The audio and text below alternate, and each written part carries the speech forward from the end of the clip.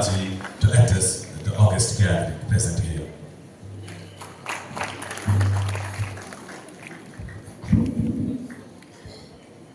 सभी को नमस्कार,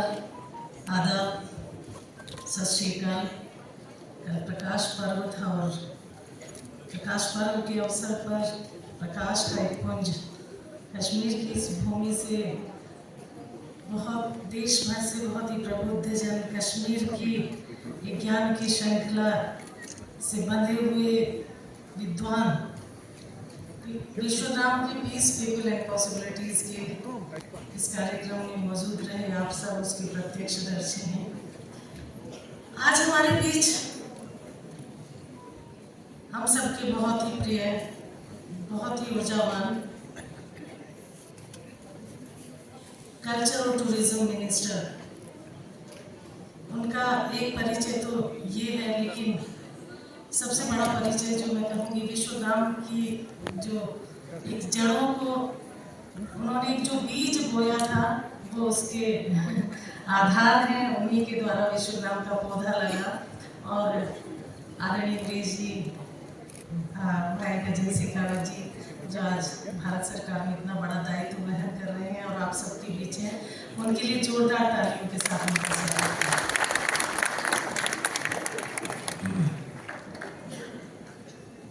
आदरणीय वाइस चांसलर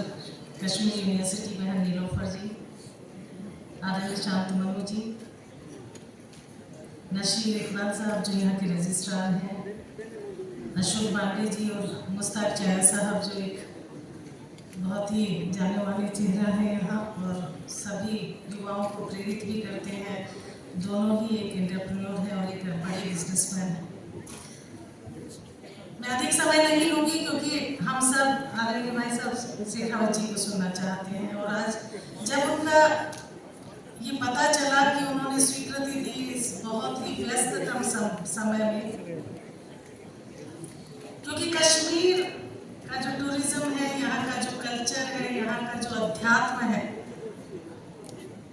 पूरा विश्व उसके लिए आकृष्ट रहता है, उसके लिए एक खिंचाव होता है, उसके लिए प्रेम होता है।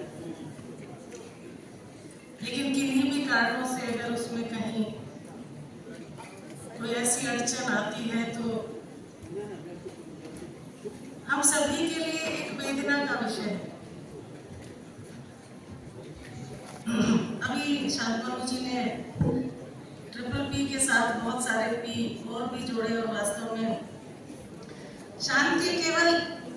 कश्मीर ने ये सिखाया है कि शांति केवल संघर्ष का नाम नहीं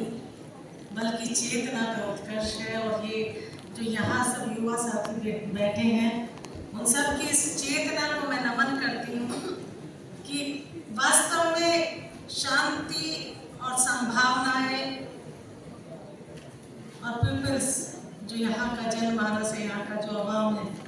किस प्रकार से चेत रहा है कि वास्तव में जो हमारी मूल जड़ें हैं, जो हमारी मूल पहचान है, उसको समझते हुए विश्व को एक अध्यात्म का संदेश दिया जाए। और